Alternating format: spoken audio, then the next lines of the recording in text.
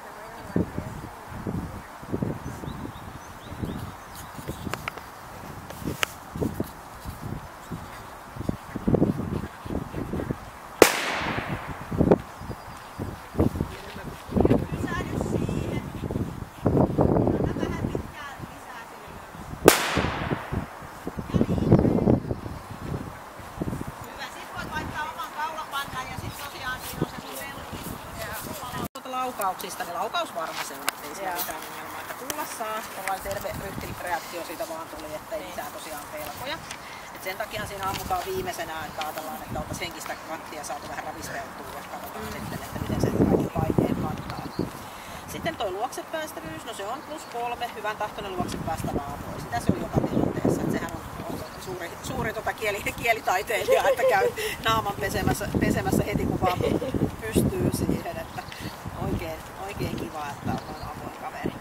Kovuus, eli miten se ikävät asiat muistaa, niin ei me täällä saatu sitä millään lailla oikeastaan järkytettyä. Se on tämän meidän asteen mukaan tuolla +3, eli kohtuullisen kova. Ei se täällä pimeässä huoneessa kolisteltiin, soulut, homma jatkuu.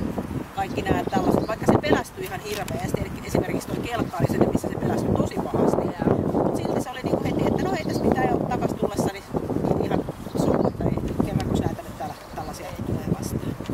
Temperamentti, eli se koiran huomiokyky, tarkkaavaisuus ja ennen kaikkea sopeutuminen muuttuviin tilanteisiin, niin se on täällä kohdassa +3 vilkas. Se, että sillä on vintoa noin paljon ja tällaista, että maha-alusjalkoja täältä välillä, niin se on vaan menee tuohon nuoruuden piikkiin. Ja sitten ehkä siihen, että sillä on pikkasen noi hermot on vaan täällä +1A, eli hieman rauhaton. Että se on lähinnä sitä, että siitä on vaan kauhean kivaa kokastella ja tutkustella ja kiire elämässä nuorella sällillä. Sitten toi taisteluhalu, eli kuinka se leukoja ja lihaksiaan haluaa käyttää, niin arvosana on täällä +2B.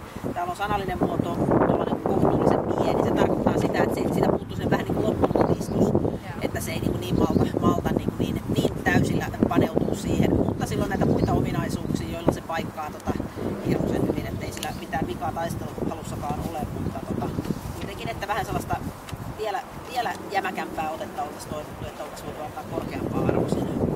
Puolustushalu sitten +1 pieni. Koko ajan se seurasi siinä, että mitä tapahtuu, mutta kun se on niin avoin ja ystävällinen, niin ei se tollasesta niin lähde, sä et itse pelästy. Niin jos oikeasti joku tulee sua turpiin mättämään tuolla, niin sit se voi käyttäytyä ihan eri lailla, koska se niin ottaa, että sä pelästyt ja annat sille sellaisia signaaleita, että se sitten joutuu ottaa vähän vastuuta enemmän itselleen.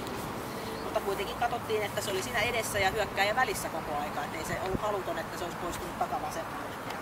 Sitten toi terävyys, no se on ihan tällainen kuin koira, joka ei osata lainkaan terävyyttä, eli kun ajatellaan, että miten aggressiivinen siitä tulee, kun se on yksinä ja sitä härkitään siinä, niin ei siitä tule aggressiivista. Eli kyllä siihen pitää niin kuin näpsästä koiraan, että sen saisi suuttumaan. Et ei se tuollaisesta virkomisesta ja varkomisesta mitään, että se kattelee vaan, että ei sullakaan ole kaikki kamarit vissiin lämpimänä, että ne oli lähinnä vaan ihmeissään siinä. Mutta arvosana siitä tosiaan plussalla, eli se on aina hyvä asia. Mutta sitten tämä on sokerina pohjalla oikeastaan tämä toimintakyky, eli kun katsotaan miten itsenäisesti koira selviää näistä jutuista, vaikka se olisi pelästynyt tai tapahtunut jotain epäloogista koiran mittapuun mukaan, niin tämä toimii hyvin. Ei siinä ole niinku mitään ongelmaa, että se pelästyi ihan hirvittävästi kelkkaan. Sillä oli hirveä tunnereaktio siinä, niin että me ajateltiin, että tämä kestää hetken aikaa, mutta se meni ihan heti katsoa sen, että se on tällainen juttu. Yllättävän paljon se siinä Joo, näkyy se, että se on nuori, että se on sitä elämänkokemuksen puutetta ja sitä, että ei ole vielä niinku ihan kaikki henkselit niissä mitoissa, että niitä voisi paukutella. Mutta se on tosiaan +2 hyvä toi toimintakyky, mikä on oikeasti aika harvinainen nykypäivänä, että ei niitä kovin montaa aina testipäivälle osu, että jos osuu lainkaan noita. Sitten kun näitä plussia lasketaan täällä yhteen, pelkkiä plussia on tällä koiralla tänään täällä, niin yhteensä 201 pistettä. Wow! Oi vitsi! Hienoa! Kyllä se kannattaa kotiin viedä ja kyllä sen kanssa kannattaa vähän harrastellakin, koska se on noin hyvä. Noniin. Oikein mainio peli, että ei muuta kuin hyvää jatkoa vaan teidän tiimille. Kiitos.